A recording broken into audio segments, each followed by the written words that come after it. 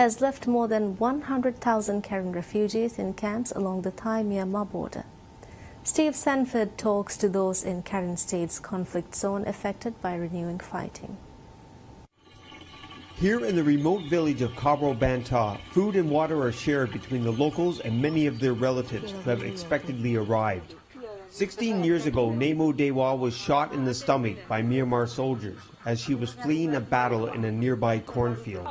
After a 2015 ceasefire agreement was signed, hopes for a safe return home were shattered when fighting resumed in March after soldiers entered the territory.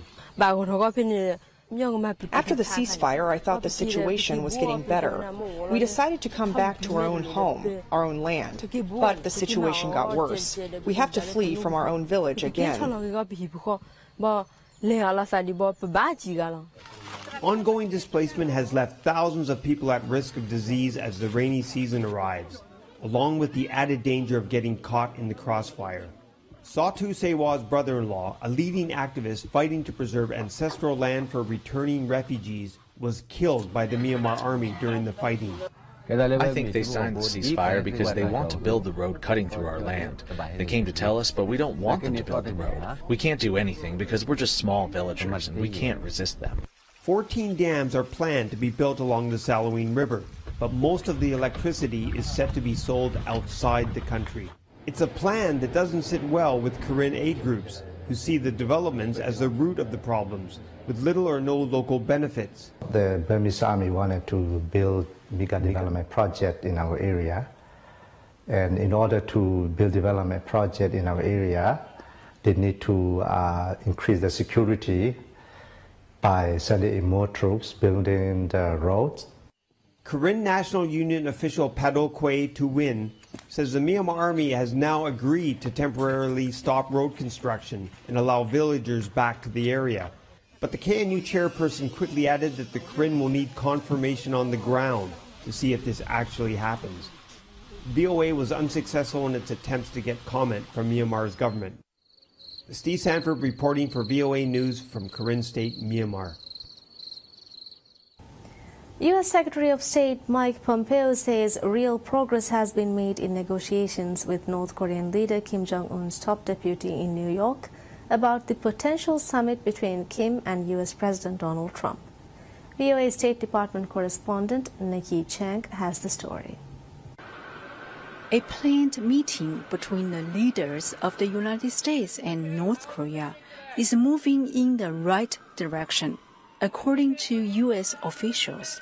Kim Yong-chol is the highest-ranking North Korean official to visit the United States in 18 years. After his third meeting with U.S. Secretary of State Mike Pompeo, the top U.S. diplomat said real progress was made. Vice Chairman Kim Yong-chol is now planning to travel to Washington to deliver a personal letter from Chairman Kim Jong-un. The proposed summit offers a historic opening for President Trump and Chairman Kim to boldly lead the United States and the DPRK into a new era of peace, prosperity, and security. Meanwhile, American officials said Washington is looking for a historical commitment from North Korea before a summit would go ahead. On Thursday, President Trump played down the chances of a quick breakthrough in getting North Korea to abandon all of its nuclear weapons, saying it may take more than one meeting between the two leaders to seal a denuclearization deal. Foreign policy analysts caution challenges remain. You still have to do the hard verification work. You still have to, in a sense, do the denuclearization and shutting down nuclear facilities, understanding how much plutonium and highly enriched uranium they made, verifying that. Albright expects North Korea to get rid of all nuclear programs and weapons in a fairly rapid way, in order to exchange for a big concession and security guarantee from the United States. Nikki Chin, VOA News, State Department.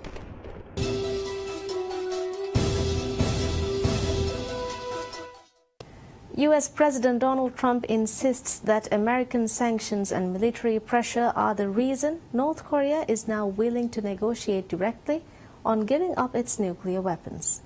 But it does not seem that way from China's point of view. While the US and North Korea scrambled to get their cancelled June the 12th summit back on track, China voiced its encouragement as the country is trying to keep its ties with both nations.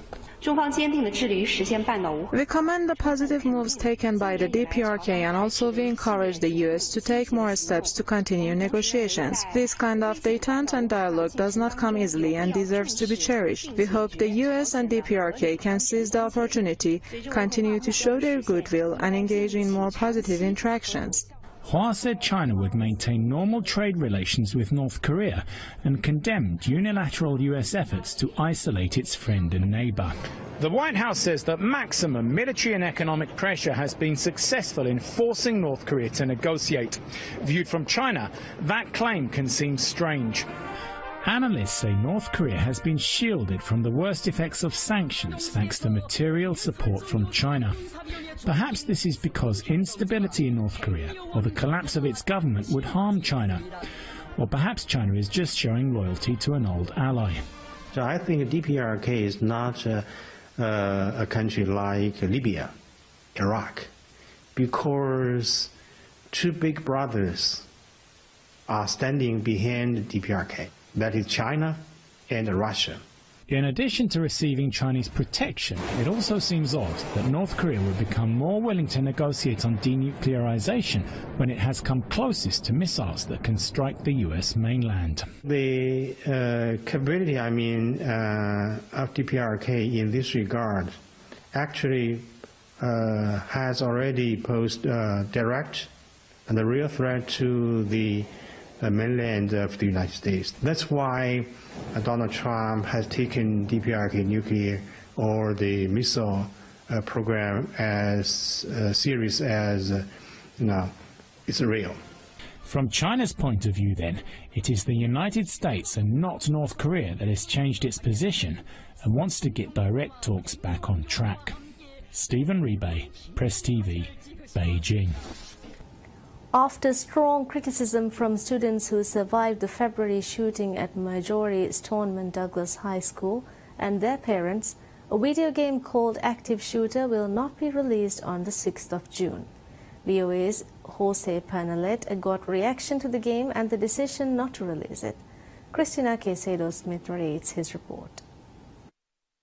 The game, developed by Russian-based Revived Games, allows players to act as a SWAT team member or an active shooter on a digital distribution platform called Steam. If we continue to see that there are people who are capable of creating a game with these images and with these themes, we will continue to see these fatal outcomes in our schools and in any part of the world. Laura Guariguata is the mother of a 17-year-old shooting survivor, Daniela Menescal. Guariguata tried to watch the video game demo and couldn't stand it for more than 40 seconds.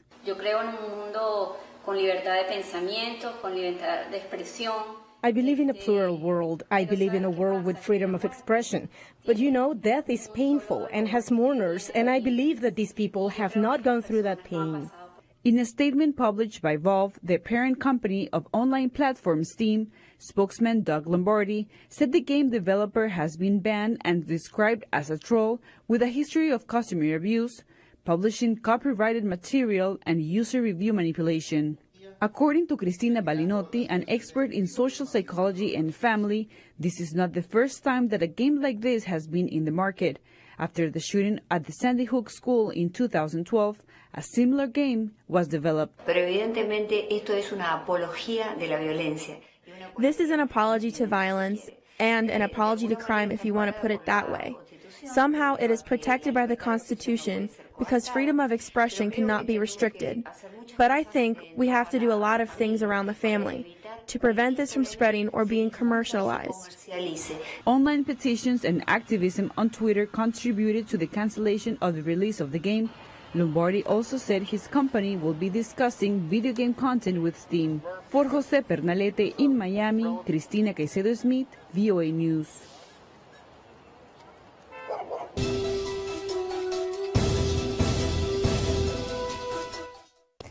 According to data just published by the bloc's statistical office, Youth unemployment rates remain out of control in 11 EU nations.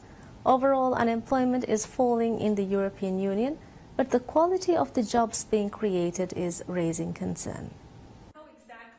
There appears to be something seriously wrong with the European Union's education system because in this high-tech era, employers say they cannot find the workers they need. Official data just published by the EU shows youth unemployment rates remain extremely high in 11 member states. We spoke to that demographic about the problem.